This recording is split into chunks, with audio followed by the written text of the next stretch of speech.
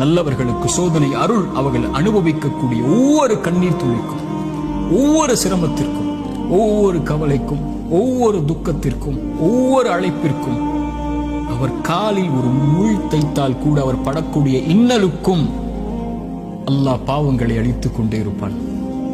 ரசூலுல்லாஹ் சொன்னார்கள் ஸல்லல்லாஹு அலைஹி வஸல்லம்.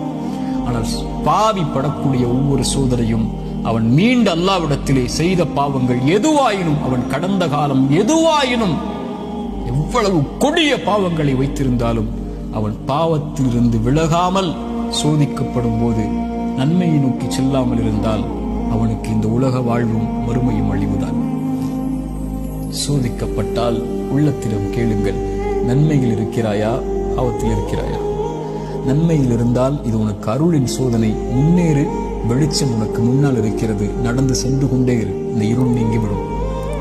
இருளுக்கு பிறகு பகல், துன்பத்திற்கு பிறகு இன்பம், நோய்க்கு பிறகு சுகம், இப்படி உலகம் மாறி மாறி உனக்கு கொடுக்கும். ஓடிவிடும் நன்மையை தேடி. வெளிச்சம் உன் வாழ்க்கையில் விரைவில் வரும், மிகப்பெரிய வெளிச்சமாக. நீ ஒரு மாதம் சிரமப்படுவாய், ஆனால் நீ கடக்க வேண்டிய இந்த மாதத்தை அல்லாஹ்வின் நம்பிக்கையில் நன்மையில் கடந்து விட்டால் நீ வருடம் முழுக்க நிம்மதியோடு இருப்பாய்.